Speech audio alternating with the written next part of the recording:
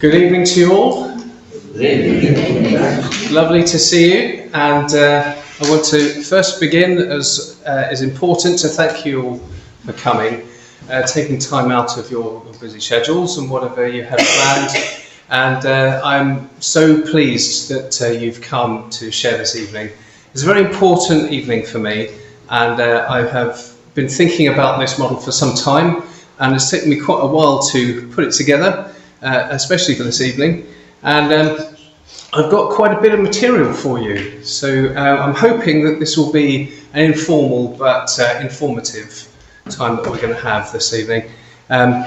Just to put you at ease, I've got 7 pages of notes to talk through.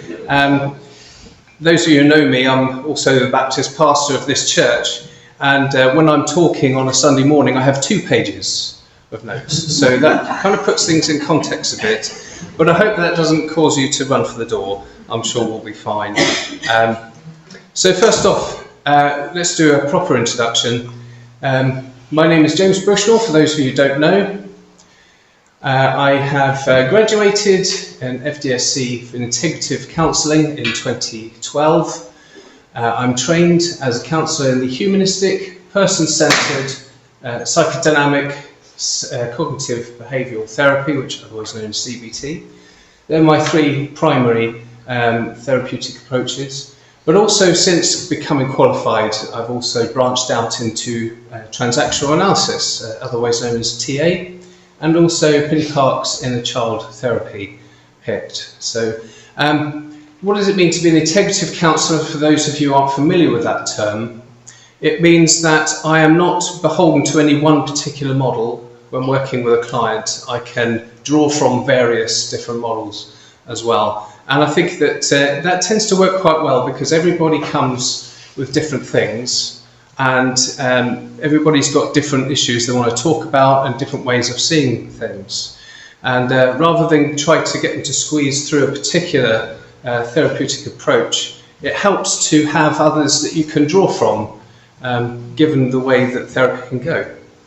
So I have worked in drug and alcohol rehabilitation with the Kenwood Trust for the last 2 years, but I took a break from that because previous to that I went into work with people with mental health issues in Tunbridge Wells with the Crossways community. Some of you may have heard of that. I was there as a support worker, but I was with Kenwood before that, so I'm kind of going in reverse order here. But I was with Kenwood for 7 years in my first time around, and I got to know addiction fairly well. There's always more to learn. It's a very complicated thing, but that was my area of expertise. So, but it's in counselling that I feel really particularly drawn, because it's special, intimate work, working one-to-one with people, and you really get to see progress and people coming through things which can be quite difficult for them. And the moment of catharsis is really amazing, a special moment. And that's where I feel particularly drawn to. But it's one of my hopes, possibly, it's something that we've talked about for the future of this site, is to maybe have a counselling practice here that we can then open out to the community. Because if you're a counsellor here, you'll know waiting times for therapy can be extremely long, especially if people go to their GP to ask for a therapist. It can take quite a long time before they actually get round to one, and then it can be difficult to find the right one as well. So who knows what the future holds.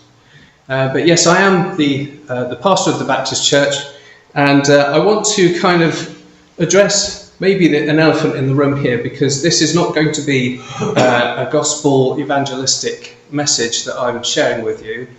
This is going to be purely on my model. Faith will come into it, because it's important to some people to have a belief structure that helps them, and faith. So I think it's a really good thing that we're able to look at different models and approaches. And what you're going to hear tonight is a model that I devised since working with the Kenwood Trust. So I like to see it as affiliated with that work. but it's not specific to addiction. So if you're thinking, well, he's talking a lot about addiction work, that's not an area that I can relate to particularly. This is not specific to that. It has a broad connections with other areas of life as well. So the areas that this model can address are relationships, self-image, faith, personal boundaries, trauma, and mental health in general. Now that might be quite a bold claim, but I'm hoping that through the course of the evening you'll get to see just how this actually works. So why am I doing this tonight? Why am I bringing this to you? Well, that's a good question. I'm glad you asked. It's because I have been working this model with people with addiction and just seeing how much it's helped them and the feedback I've got. It has been quite an eye-opener for them, and it's helped them to use what is essentially a simple model, very visual model, that helps them to see things in a way that they hadn't considered before. And I'm hoping that it will do that for you. So what this seminar is and isn't. So I've explained quite a bit about what it is in a very general, brief way, but this is not a unique model. It may be a question that you've thought of, is this unique? Is this a whole new idea? And in some ways it's not, because each model has been derived from something that's already existed. That's how therapeutic models come about. And there are times when things that are unique come out, and it's amazing to see that. But what I've got here is a variation on something which already exists in some circles of counselling, where people will use the floor plan. So I don't want to go too much into it already because I'm going to steal my own thunder. But it brings a special angle on a particular area of looking at therapy and life. So with the admin out the way, let's get on. So with this concept, I'd like to ask you to stretch your thinking and see yourself as multi-dimensional, multi-layered. What do I mean by that? That what you see is not all there is. Now, you may already have that view that we are multi-layered, but this is going to be a different way of seeing how those layers work. But I think sometimes people use terms that sell themselves short, like what you see is what you get. I wear my heart on my sleeve. The moment I feel it, it's already out here. Or I'm an open book. That's what some of these terms that people use, isn't it? But the truth is, we all have a public face, don't we? And we all have a private, more hidden side. So I'd like to throw open a question to you. Put your hand up if you've ever lied to make yourself look better. Okay? If you've ever lied to make yourself look better. Okay. One of my favourite speakers is Frank Turek. He's an apologist in America, and he often asks this question to the audience, to put your hand up if you've ever lied to make yourself look better, and some do, but some don't. And the response he gives is, those of you who haven't put your hand up, you're now lying to make yourself look better. So I thought I would use Frank's words rather than me accuse you of lying, because that gets me out of a hole before I've even started. So you may have heard people ask you, sometimes you see on Facebook, don't you, these feeds that come up, if you were an animal, what kind of animal would you be? What kind of car would you be? Or if you were an album of your favourite band, what album would say a lot about you? And if you've already started to think on those lines, if you've been a sucker to those feeds on Facebook, then this should fall straight in for you. You should be able to just click with that. So if you can, I'd like to ask you to see yourself in the illustration of a shop, a retail outlet. Now, when you go around in town on the high street, we're drawn to establishments that say a lot about us.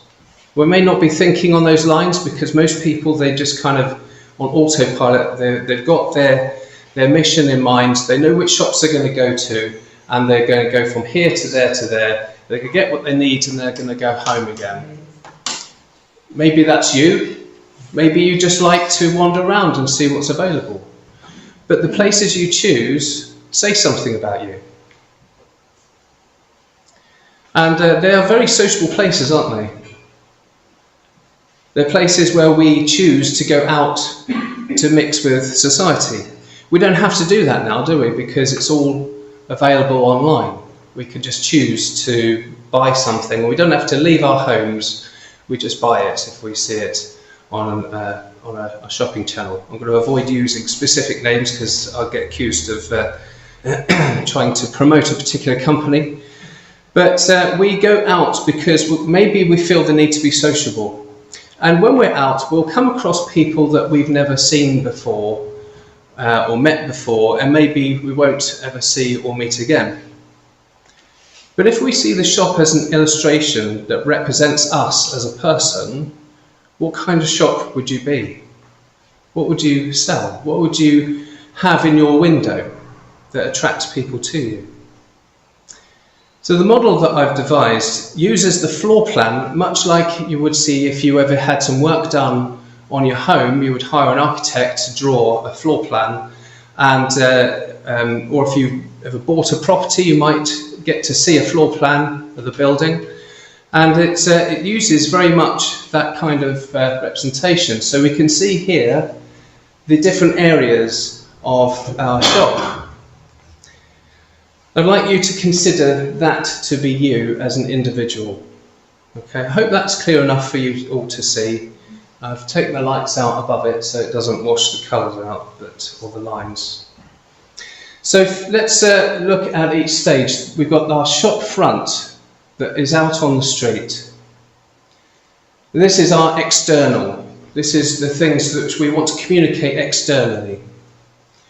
And we will do an assessment when we meet somebody for the first time. I'm going to elaborate more on this in a moment. But we also have our shop floor, the area that once we feel that the person we've met is someone we connect with and we've got chemistry with, we might invite them into our shop floor. And it's the place we've got everything the way we want it, everything the way that we want people to see. And the staff room is there because that's the area we want to have a more personal, intimate connection with. It could be a good friend that you want to confide in. And then at the very back, there's the storeroom. And I wonder if you've already guessed what that is going to mean. So that's kind of like the overview. And I am promising that you will get this. I'm going to take this through at a reasonable pace. So I'm not hoping to leave anyone behind with this. So let's look at the first area, the shop front. So I quite like the name of the shop front being our external, because we often use that word front, don't we, when we're talking about people. If we feel that we've met somebody and they don't seem to be entirely honest with us, maybe there's a little manipulation going on, we might say, or they put up a bit of a front. But a similar word to front is facade, isn't it? So this is the Oxford Dictionary definition of facade. The principal front of a building that faces onto a street or open space, like the house says, a half-timbered facade. But the other use of that word is a deceptive outward appearance, a flawless public face, facade, masked private despair. Now, I'm aware that as I was putting this together, I was thinking, gosh, I'm really painting humanity in a poor light here. It's getting to sound a bit heavy and bleak, but this isn't all bad, okay? I'm hoping that you'll get the picture that there are benefits to understanding yes, there are areas of us that we hide, but there are reasons why we hide them, and it's not all out of embarrassment or shame. So what would your shop front look like? What would you have on display? Would it be orderly and tidy? Maybe look something a bit like this. bit overwhelming, a bit too much information, too much going on, a bit busy. Well, some people are drawn to that, aren't they? They thought, oh, that looks very down to earth, I might go in there. But it's very interesting as a counsellor when I'm in a sort of a social get-together and I get asked, oh, what is it you do? And I tell them. And the moment I say I'm a counsellor, I get a few responses which tend to fall into a few categories. The first one is maybe they will suddenly think, oh great, I've got a counsellor in front of me, I'm going to tell them everything about me, and maybe we can have an on-the-spot session for free.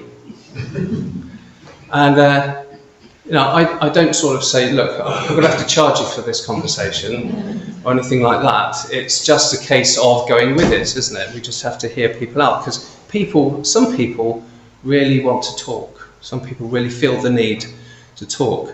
But the other reaction I can get is sheer terror comes over them, and oh my goodness, this person can see everything that's going on in my head. They're reading me like they're Sherlock Holmes. They can tell all sorts of information that I'm not giving them just by looking at the clothes I'm wearing and all the little crease marks, and they make an excuse and then they leave. And I might say to them, if they start to react like that, say, well, I didn't get to the level of mind reading in my training, so you're going to be okay. I don't think anyone gets to have that training, thankfully. And that's going to be a point that I'm going to come to as well. But maybe our shop front is going to be a little bit chaotic, or maybe it's nice and orderly and tidy. We communicate in different ways, don't we? There's all sorts of different ways that we communicate. So fashion, what do we say about ourselves and our choice of clothes? Maybe you're the sort that just throws on whatever feels comfortable. That says about you that you want to feel comfortable. Or maybe that you want to wear something that gives an impression. A statement of authority or power. They call it power dressing, don't they? Posture. Do we stand upright or slouch? It's about the way we hold ourselves. If we're sort of crumpled over and maybe just looking up occasionally, maybe we're feeling fearful or insecure. Or if we're standing bolt upright, confident, ready to take on whatever comes, that says a lot about us too. Eye contact says a lot about us. Maybe I'm saying stuff here that just makes common sense and you're thinking, well, it doesn't take somebody with an education to spot this. But maybe people don't spot just how much power eye contact has. Some people feel very intimidated by being looked at too directly, and they might look away. Or they might just keep talking, but they're not actually looking at you. Some people have said to me that you need to tone down the staring because it's too intense. Personal hygiene. Do I need to say anything about that? Do we look after ourselves? Do we let ourselves go? And the handshake. I was always taught if you're going for a job interview, you give a nice firm handshake because you're communicating confidence to the employer. Or do we offer them a rather limp wet fish when we're greeting them? Personal space. Now, this is something that I'm very aware of when I'm meeting with people. Because you may have had this, sometimes people will want to talk to you and they'll just keep edging forward towards you like this, invading your personal space. And then you might take a step back and then they might step forward again. And it can be a little bit too much, can't it? So I've got a little tip for you if that happens. Rather than just take a step back, just turn to the side. You're still giving them full attention. And that might confuse them a bit. Do they come round that way or it's just something that might sort of deal with that. And verbal communication. How much information do we give? Do we even talk about ourselves? So there is information that we give for free when we're meeting with people. It's almost like when you're out in town and people are stood up there with a table or a tray and they're giving free samples away because they want to show you something about what they're offering, and there's no financial complication to it. So I've got a question for you. in terms of percentage, some of you will instantly know this. In terms of percentage, how much of our communication is verbal? If you're a therapist, please remain silent. Who wants to have a guess? So like 20%? 20%. So I'm talking verbal, not vocal. There's a slight difference there. So the actual words that we use. So would you say 20%? Yeah, let's stick with 20%. Okay. Anyone else want to have a go? No? Just waiting with bated breath to find out. Okay. Well, Albert Mehrabian came up with this statistic of percentage. 7% of the words we use amounts to our communication. 38% is our tone of voice, our vocal, and 55% body language.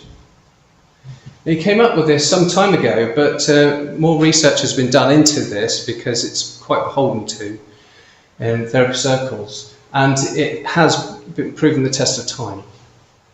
I found that surprising all those years ago when I came across this. So with this in mind, I want to take you to your shop front. Now I have a little heading that I use for this, and it's called the first encounter. When we meet someone for the first time, we conduct a subconscious and sometimes conscious risk assessment. We attempt to ascertain if the stranger we're meeting is a friend or a foe. So imagine this scenario that you're out in town, you're with a friend, and your friend notices someone that they know but you've never met before, and they call them over and say, "Oh, good to see you, come and meet my mate," and they introduce them to you, and you've never seen them before. They're an unknown commodity to you. I wonder what goes on for you in that moment. Now I do this as a group at Kenwood, and I get some very interesting results. So the first question here is, what information would you like to communicate to this new person that you've met? Let's have some answers. This is the interactive moment of our evening. What information would you want to convey to the person that you've just met? Friendly. Friendly? Yep. Interested. Interested? Not interested. Not interested? Okay. Controversial, but honest. Thank you. Yeah, I know where I stand with you. Anything else? That you're friendly. That you're friendly to them, yes. Yeah. Understanding, like intellectual, or having the ability to understand what people would want to say to you. Mm-hmm. Something. You're ready to understand. Yeah. Yeah, that's a good one. Tentative. Attentive, right, yes. Yeah. Now, majority of these, apart from Godfrey's answer, are positive, aren't they? The answers I tend to get are these ones. External communication: warm, friendly, interested, interesting, polite, approachable, funny, unafraid, accepting, and open-minded. I always find the unafraid thing rather interesting. If somebody wants to communicate to that person, "I'm not afraid of you," why do they feel the need to communicate that unless they're feeling under threat? The person that I raised that with, they went, "Oh, you're playing with my mind now." But it's interesting, isn't it? What about the internal things? What's going on internally for us when we meet someone for the first time? Are they going to like me? Are they going to like me? Are they going to judge me? Yeah. Will they understand me? Will they understand me? Yeah. Do they seem friendly? Yes. Yeah. Can I trust them? Can I trust them?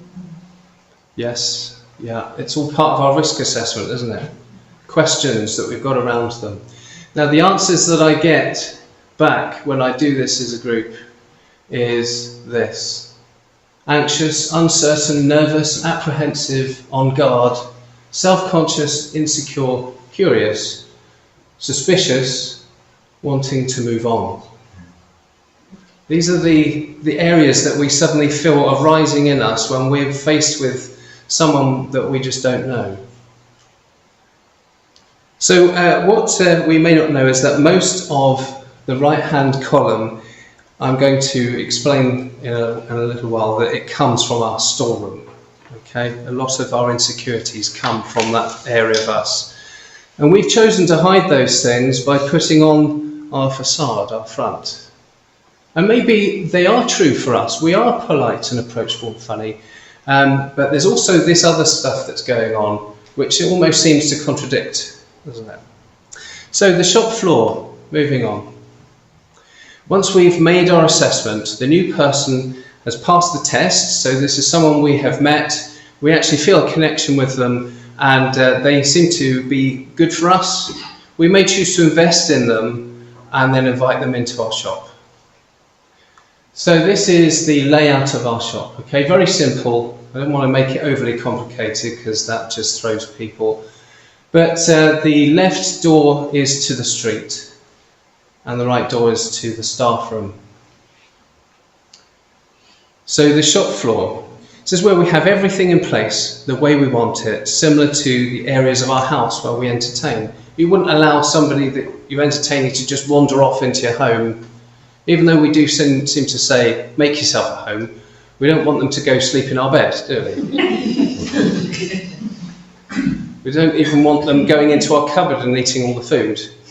We just want them to relax, and we'll show them the areas that we feel is appropriate. So we feel safe enough to give them our time when we allow them into our shop floor. Now, who is going to likely be in our shop floor? So this is the area for surface to good friendships, wider circle family members, work colleagues, social groups, hobby groups, anything like this. Maybe even church folk, bingo nights, this sort of thing. Now, I'm not belittling the value of these relationships because all close connections start there, don't they? All close connections you've made will have gone through that risk assessment from the street into your shop floor, and then you do another assessment. You want to know whether this person is trustworthy. Some people only allow for relationships on that level, on the shop floor. But maybe it's because they don't necessarily want people to be that close to them, but they allow them in just enough. So there's a door, usually near to the rear of the shop, that has a sign on it. Now, if you've been into like a charity shop, you may have seen this, the door at the back. You'll see that sign that says staff only, no permittance to the public. This kind of image here, staff only. And they're usually protected by a level of security, aren't they? Usually like a keypad or a swipe card or a door key, something like this. And if this is our shop, we alone get to decide who's permitted in there. So let's move on through to the staff room. So you may say to yourself, I like to think I know my friends very well and they know me. And that may well be true. The thing here for us, that is in general, we tend to keep the list of people that are closer to us, more intimate with us. We tend to keep that list rather short. And a way to tell if you've given some permission to enter is to ask yourself, who would you confide in when you're struggling, when you're at your lowest moment? Who is the person you would divulge that to?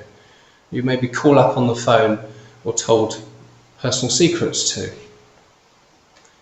So we get very anxious when it comes to multiple people knowing private details about us. We feel exposed and vulnerable.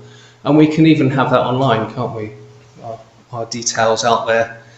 It tends to cause us worry and anxiety.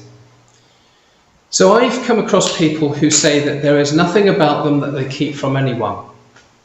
Now I have another illustration that I want to just emphasize my point here, because some people genuinely believe that everything that's about them, people know it. There's nothing they want to hide. Now, I've used this illustration in church, and it tends to make people squirm a bit in their seats. But imagine if I had created a device that could sit on your head and will sit you on a chair at the front here, and then there's a gigantic screen behind you, and everything you've ever thought, said and done or imagined, that device is going to detect it and then display it on that screen for everyone to see. And the people that are going to see it are your friends, your family, your close friends, your old school friends. Everybody you've ever known is going to witness all of that information about you in a fraction of a moment. So who wants to sign up for that? Have I got any takers? No, I don't think so. It would come across something like this. Imagine that you're sat at the front and your whole life is just playing out in front of the audience. So the staff rooms and the ones I've seen have a mixture of business and pleasure. They tend to have a microwave or a kettle, a comfy chair, but also maybe a sign up that shows a bit more about the things they need to do in order for their business to run properly. And it just helps them to have a time out from the public, somewhere they go to get away from the norm, and they get to recharge a bit. And we feel safe in this room because we've been selective as to who can come in. And the list of people that we allow into us are romantic relationships, close friends, sometimes therapists, sometimes GPs, sometimes mother and father, primary caregiver. These are the ones that we have, or you may choose to allow into your staff room. So once a person deems that person they've allowed in, allowed themselves to be vulnerable with them, is no longer safe, so somebody you've allowed into your staff room suddenly betrays your trust or does something that maybe reveals a value or a behaviour that you reject, people can make one of two decisions on this. So imagine you're in the staff room with that person, something's changed in that relationship. You may choose to allow them to stay in your life, but you're never going to get that close again. You don't want them to get that close to you because they've crossed a line, they've crossed a boundary. So you might want to keep them in your shop floor because all sorts of people come there, all sorts of people that you allow into your life just enough. Or the other option is you show them the front door out back on the street. You don't want to see them again. That's it, the friendship is over. So maybe this is one of the two decisions that some people have to make. Now there's one more room that is the most challenging one for us, and that is the storeroom. Okay, so the door to the store is barred to all except us. Now remember, if this is our shop, we get to say who goes in there. We hold the keys to that door and we feel it's in our best interest to keep it shut. But unfortunately that door tends to swing open, doesn't it? Have you heard the term coming out sideways? Maybe you've gone up to somebody to ask them something and they've said, all right, I've told you about that already. And you think, hold on, where did that come from? Why did you get like that? And it may not be anything about what you've done. Maybe you just triggered them just enough for them to lose their temper a bit. It's coming out sideways. The issue isn't you, it's something else. And they are channeling their frustration towards you. And maybe you've even thought, why did I say that? I can't believe I just said that. And also it's true for those who suffer with anxiety and panic attacks as well. Because many people have reported when they suffer a panic attack, it just suddenly comes on them and they don't seem to be able to know what triggered it. They can't seem to identify what is in their environment that made them suddenly feel impending doom. So our storeroom, it's a dark place with many items of association, a place in us of pleasure and pain, a place that we deem unfit for public domain and private to all but us. So what's in there? Hidden baggage, painful memories, personal memories, shame, guilt, secrets, grudges, and secret desires. There are times when somebody, a very public figure, is in the news for something rather shocking, and you think, I would never have imagined them capable of that. It's also a haunted room. It's a room with ghosts in it. What do I mean? Am I talking about ghosts now? What's that about? Some people will say that when I try to achieve something, I hear my mother's voice saying, you will never achieve that. You are just going to fail.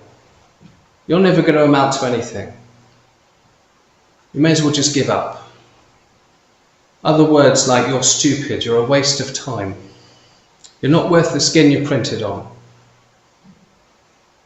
All sorts of voices that some people hear. I'm not talking about maybe schizophrenia, mental health type voices. Sometimes it's just that somebody's had a rather difficult upbringing, and voices of condescent and judgment is what they heard from a young age. And then growing up, they still hear their mother or their father or an authority figure speaking words over to them. Penny Parks has got a lot to say about this in her PICT therapy, talking about mistaken beliefs that have been given to us by somebody else, and if it's from a young age, we can allow ourselves to believe that. If you're told you're stupid enough times, we end up believing it, and then it becomes entwined with our identity, and we carry it around through to our adult life. So this is what I'm talking about with ghosts. And sometimes we may wear an item or a piece of clothing that comes from the storeroom that we keep with us in each of the domains of our shop. Sometimes it might be something that comes from our trauma that we wear like a badge, that we must keep it, we must hold on to it, we mustn't forget, because if we forget, we've learnt nothing. Some people believe that about themselves with guilt and shame. And think about the person struggling with alcohol and drug dependency. There is so much in their storeroom, it's full and cluttered and dark. There's stuff in there that they won't even know about. They will have, if they're in active addiction, there'll be strange behaviours that they'll come out with, things which don't seem to make sense. There'll be inconsistencies. They may be unreliable. They may not be honest. These are all things which come from that dark place. And the storeroom calls to us. It is a reminder to us of where we've been, the past that we've lived, the places and the people we've spoken to, the mistakes we've made. Even I have moments of thinking back. I don't know why it happens, maybe I just get tired, but sometimes I think about things I've said to really good friends and I thought, that was a really awful thing to say. They didn't deserve that. What on earth was I thinking in saying that to them? It's because it comes from that dark area that I wish wasn't there. So other people also add to our storeroom. They can bring something into our shop and they'll say, I want you to have this. And it could be something really harmful to us. And we just seem to take it from them and add it to everything else that's in there. But if we're the only ones with permission to enter that room, then we can decide what we add to our collection. Now, I've just said something very controversial there. If we are choosing to add trauma to our collection, that implies that, we're doing it to ourselves, but we're actually hurting ourselves. So my caveat is that there are things in life that happen that disarm us and become an item of storage, even if we don't want it.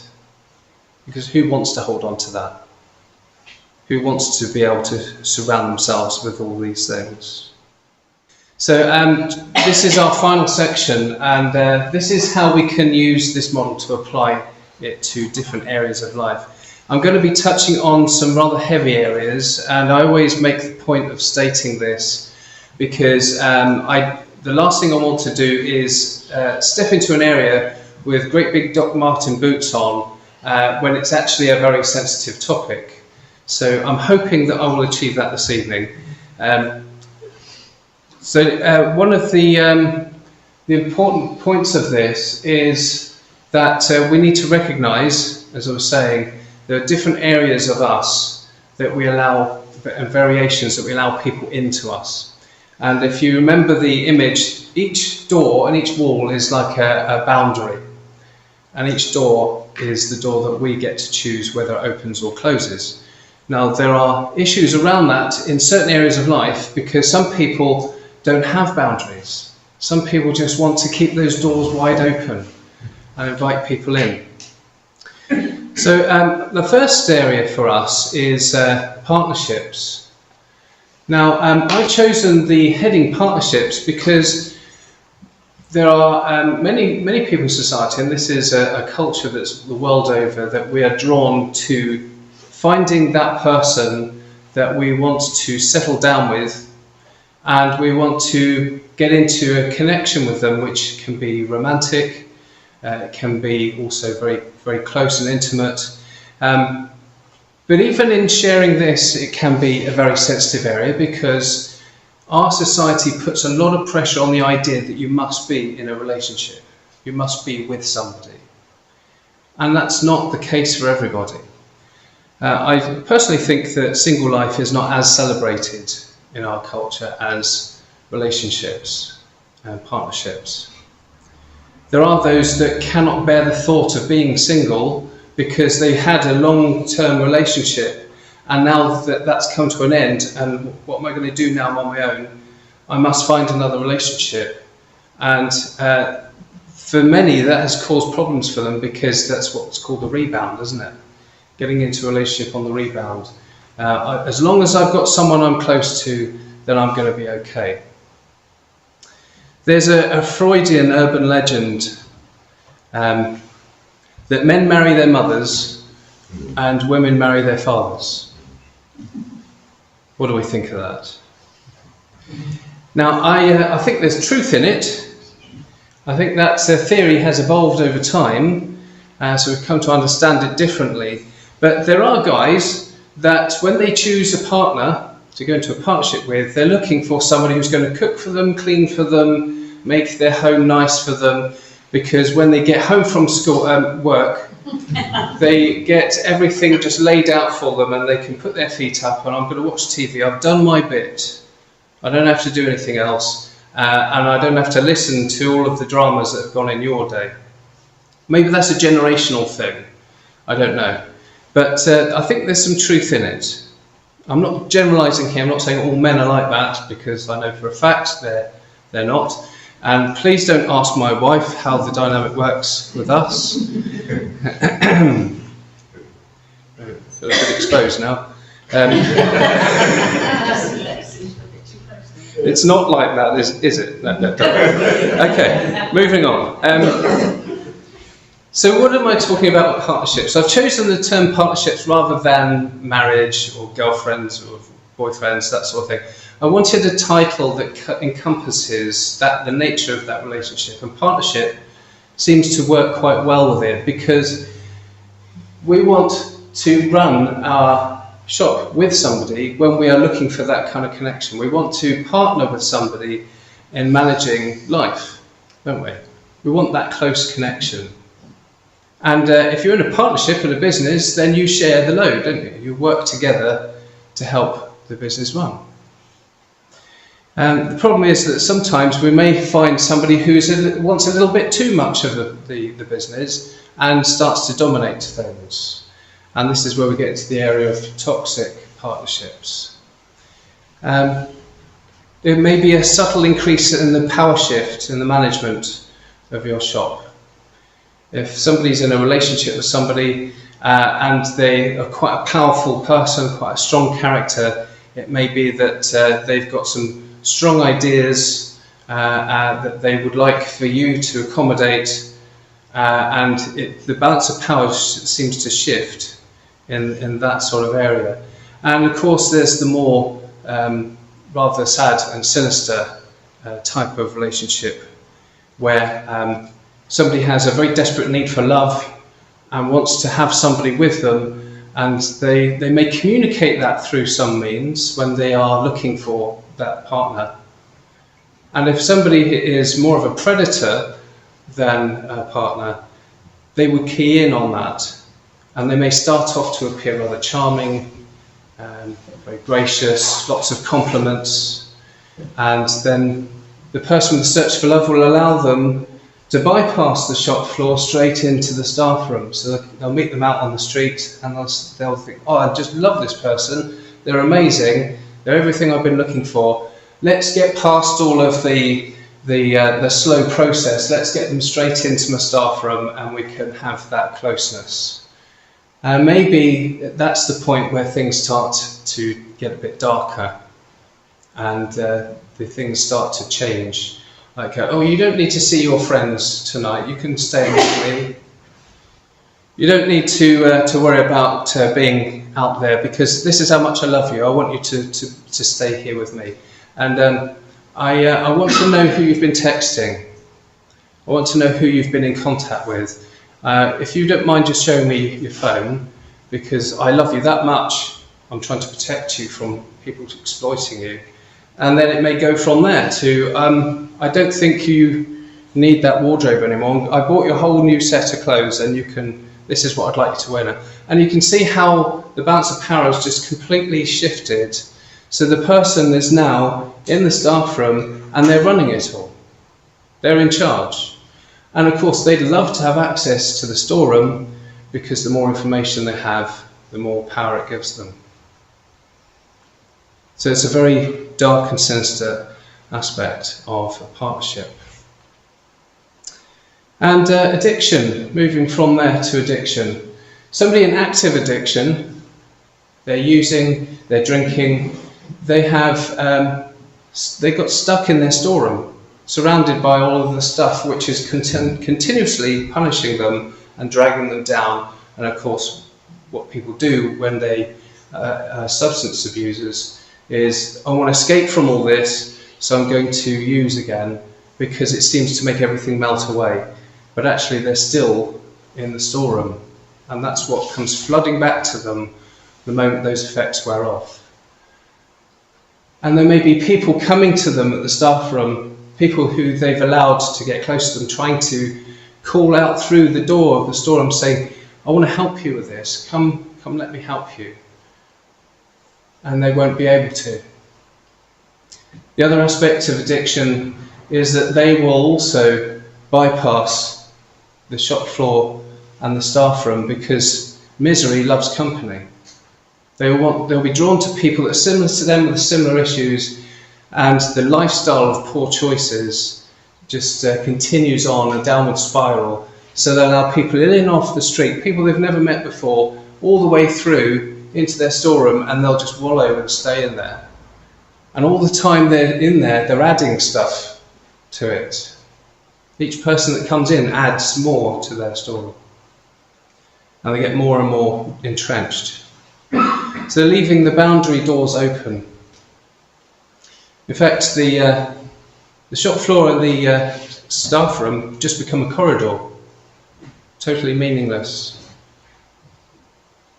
And also other people may avoid coming in at all, because they don't like the look of it in there.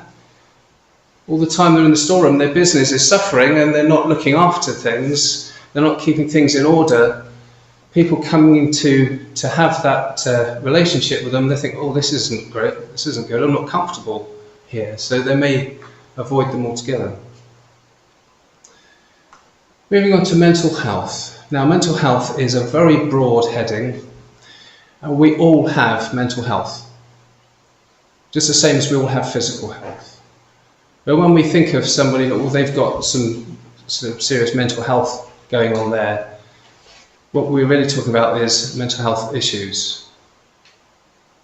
But there are areas of mental health. What are the two primary sources or symptoms of mental health diagnoses that we seem to see? Anxiety, depression. They seem to be the dominant ones, don't they? The most common ones. And in terms of depression, it's a very, very difficult mental health issue to help somebody with, because they're in that storeroom, they're stuck there, they think they belong there, everything is their fault, and everything outside of that is suffering and just degrading. Their shop floor is no longer going to function properly because they don't feel up to facing it. And if you've known someone with depression, the desire for helping them to break those chains and move out of it is very strong, isn't it? And we may stand at the door of the storeroom saying, come on, come out of here. You don't need to be in there. It's not as bad as you're saying or you feel. It feels worse than it is. But of course, they're not necessarily going to hear that. It's very, very difficult. And it's very difficult to see what is the catalyst for them to recover from that. Anxiety, we're impacted by our storeroom and not understanding what's in there. There are things, as I said, there are things in there because it's a dark room, it's built up over the years, we don't even know what is in there a lot of the time. It's just so full of clutter for some people. For some others, it won't be as cluttered as that. There might be a few items in there, but for others there are painful things in there which will trigger them and cause them anxiety. Faith and religion. For some people, myself included, and of course the members of the church that come on Sunday, this is a very important aspect to their life. Looking at this model, I found there are varying degrees for people in terms of how much they will invest. I'm not specifically talking about this church, I'm talking about in general here again. When it comes to faith, some people are just happy for others to do that, so they'll leave it out on the shop front. That's what other people do. I'm not allowing it in. I'm happy to carry on with what I'm doing because I'm prospering. Everything seems to be going well. Others might be okay with letting it into their shop floor because that's the social area where we meet with people.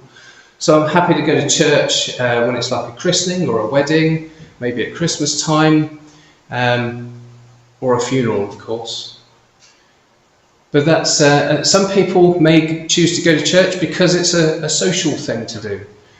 We want to see how people are and mingle with those in our community. So like the community group coming together under a common reason. But those people may not want anything other than that. They may say, intimacy and personal connection, no, that's not for me. I'm happy for it to be on my shop floor, but that's as far as it goes. And of course there are those who take it further than that they would love it to be in their staff room. And they will say, I would love for God to meet with me on my shop front because this is the point where I've come to know him. I've then come to church and I'm learning more about it, and then they may feel after they've done their risk assessment that they would like more of God in their life and allow that personal connection, that intimacy, where they begin talking and praying to God. But they still may not want God in their storeroom. No, I'm not going there. I've got stuff in there which I'm quite happy to be in there. I'm quite happy to keep doing this stuff, but I don't want God to go in there because that's my area. God can have this much of me, but not everything else. And if you, my Christian view, of course, for those with us with a Christian faith, what God is saying is, I would like to know all of you. And I already know what's in that storeroom, and I want to help you to work with me in cleaning it out and sorting it out because it's harming you and it's not going to allow you to develop and grow. My last area, seeking help and counselling. Now, I was speaking to a lady who has had the need for counselling, and she confided in me and said that, I don't mind you sharing this. But she had 3 experiences of counselling.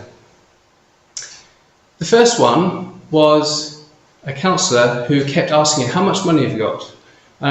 If we're going to work together, I need to know what's in your bank account, and I need to know how much your husband gets as well, how much does he earn, and I need these details for us to proceed. And she felt very uncomfortable with that. What's money got to? I mean, yes, you have to pay for your therapy, but I'm not going to give that much away. That's like the counsellor walking straight through to your storeroom and saying, look, I want this private information before we can proceed.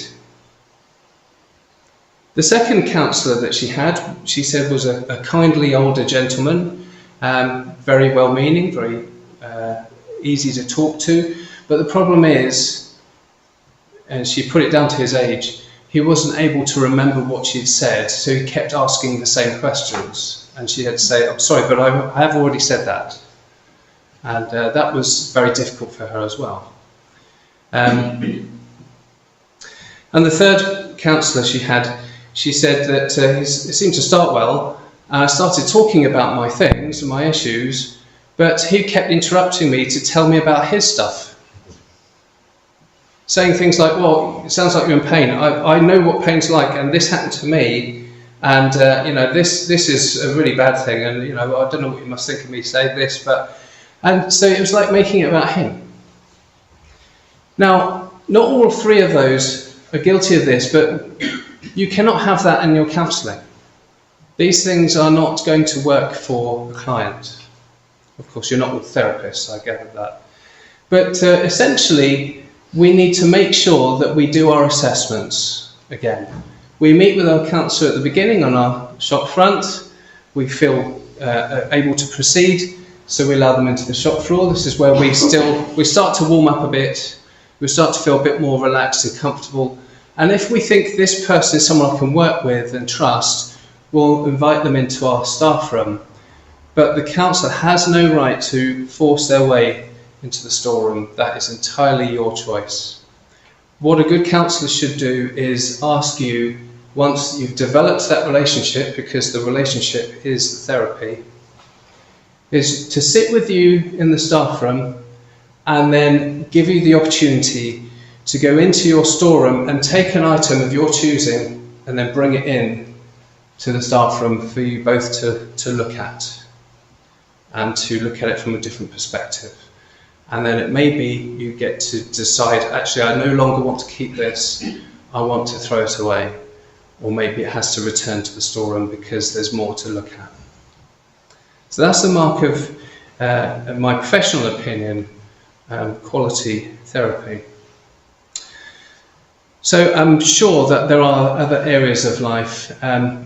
When I was doing this on the other day with a group, a new group of people looking at this always bring new ideas to the table. And one suggested that they had realised that they had shoplifters, people coming in from the street and stealing something from them, and seemingly disarming them first, say, I can come into your shop floor, I'm a nice person, but then actually taking something that belonged to you, to them, and then just walking out again.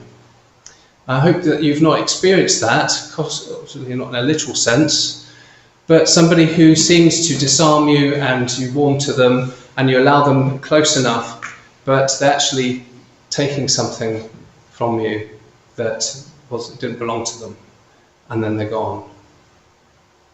There are other areas as well, and the more I think about this, the more I can draw from it. Just like the shutters you see on fronts of shops, that when the hour closing comes, they'll roll those shutters down. And sometimes we feel the need to do that, don't we? We feel so tired that we just need a timeout. We're going to close up and we'll roll those shutters down. And then when we are ready to receive people again, we'll bring them back up again. And then we'll start over. Okay, shall we conclude there then? Great. This has been so special for me, and I just want to thank you all for sharing it with me. And I hope it's been helpful in some way. It's now up to you and how you choose to use it. And and I hope it actually does some good. So thank you everyone for coming.